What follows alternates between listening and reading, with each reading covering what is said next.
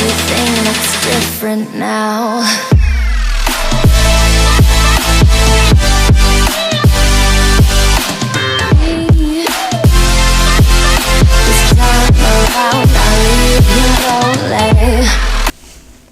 You know what's something that very few people do these days? Actually, there's a lot of things people don't do these days. When I was a child, I asked my teacher a question. I believe I was in grade 9. This, by the way, is also a story of why teachers are so important and why teachers should be careful what they say. I know because I'm a teacher. When I was in grade 9, I wrote a poem. The teacher asked us, the English teacher asked us to write a poem. I wrote a poem, and my poem was very critical of, and I don't remember what the poem was, but it's very critical of adults and the hypocrisy that adults do a lot of things they tell us not to do. My teacher then said, "That's very philosophical. You should study philosophy." And I said, "Well, what's philosophy?" And she said, "Well, my job is to give you information." And she said, "Well, why don't you go to the dictionary and look it up yourself?" And I thought, man, but it bothered me because I didn't know whether it was something good or something bad. Because, come on, in grade 9, I was playing video games, eating beef jerky, and talking about chicks. I didn't really care very much about education or studying or anything. So I went there and I studied, and I picked up the dictionary and I looked up philosophy, and it said the study of absolute truth. And I thought, well, what the hell is this? And I went and I asked my mother what this meant, because I understood the words, but I didn't understand the meaning behind it. My mother had this big smile from here to here. And she gave me a book, a Will Durant, History of Western Philosophy. I read it, and immediately after, I read it like a day, I went and I asked her for books on Nietzsche, books on Kant, Spinoza, and I wanted to know more. And I was hooked. And I ended up doing a PhD in philosophy because of that one thing that teacher said.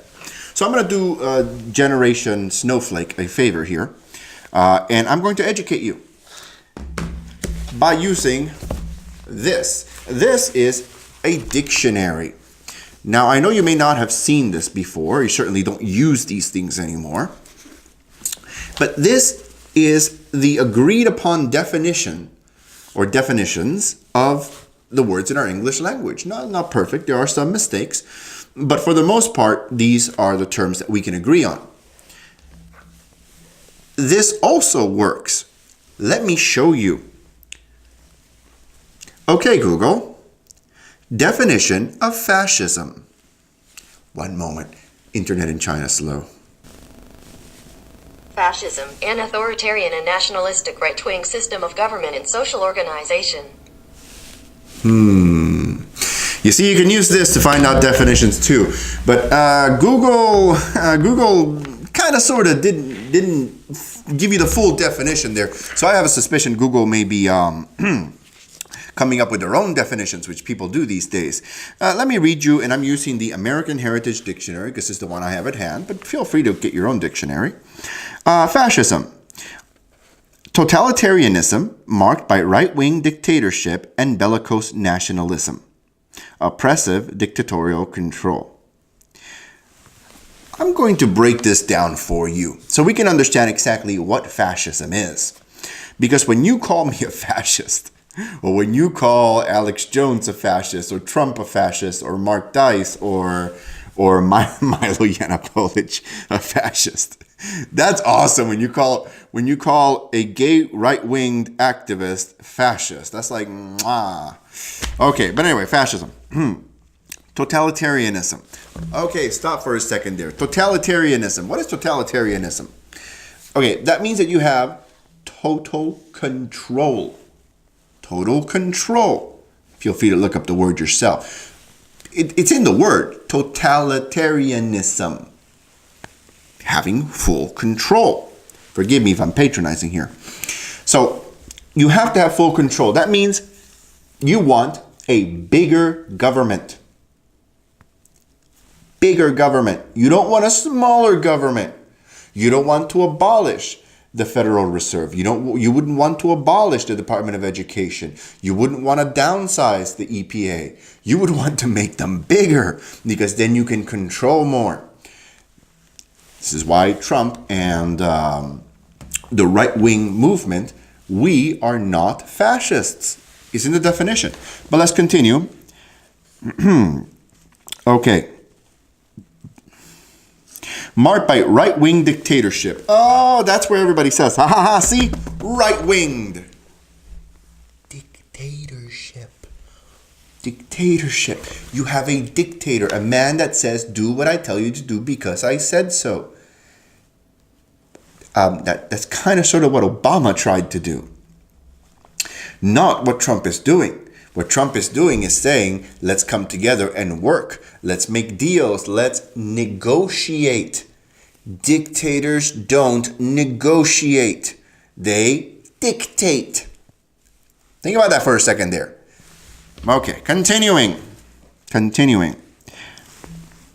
Oppressive, dictatorial control. I believe that's what I just said.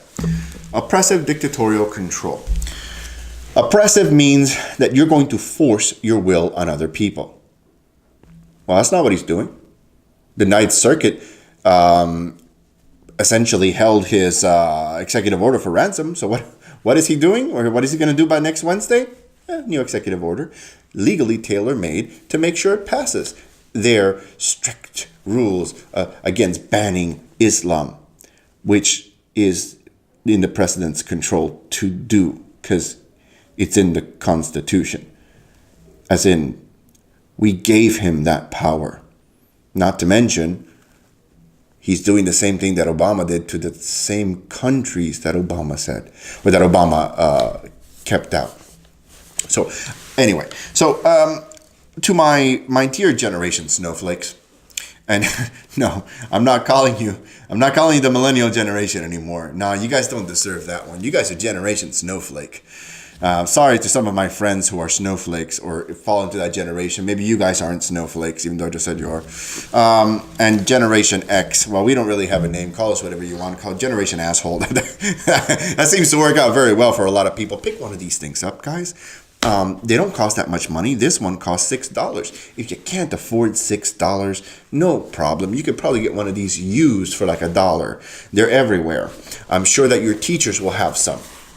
Oh, but there's one thing that your teachers in the university will not want you to do. Question them. I urge you strongly to bring these points up, to challenge your teacher. And you challenge your teacher and you say, well, teacher, I have a question. You said totalitarianism marked by right-wing dictatorship and bellicose nationalism. Very good. I forgot the bellicose part. We'll get to that in a second. Totalitarianism. How is Trump being a dictator exactly? And I'm sure they're going to give you lots of examples. But all you have to do is ask them, but exactly how is he being totalitarianistic? Wouldn't he be arresting people and then throwing them in jail and people disappearing? They're going to tell you, oh, that's going to happen soon. Okay, fair enough. You can ask them, well, bellicose nationalism. Bellicose. Doesn't that word mean war? As in the Nobel Peace Prize winning Barack Hussein Obama declared war, or didn't declare war, attacked and bombed lots of countries and almost went to war with Russia. Yeah, let's see, totalitarianism, bellicose nationalism. Oh, okay, so just the left-wing part of it is the only thing he didn't fit in, but he fit in with every other definition of this. You can ask your teacher, okay, nationalism. What's wrong with nationalism? They're going to tell you multiculturalism and globalism. Actually, they won't say globalism because that has negative connotations, but they'll say multiculturalism, which never works. Multiculturalism does not work. Never in history has it ever worked. You assimilate to that culture. You don't have different cultures coexisting side by side. That's bullshit. And no, America's not this. We're a melting pot because people that came here became us. They adopted our way of life. They didn't just bring their way and keep it. That's not true. But ask them, what's wrong with nationalism? What's wrong with loving your country? What's wrong with being patriotic? What's wrong with being proud of your nation? What's wrong with that? Okay. So anyway, I'm gonna stop this video here. Pick one of these things up. If you can't afford that, you can probably download one for free. In fact, there are free websites. www.dictionary.com, I believe, is one of them.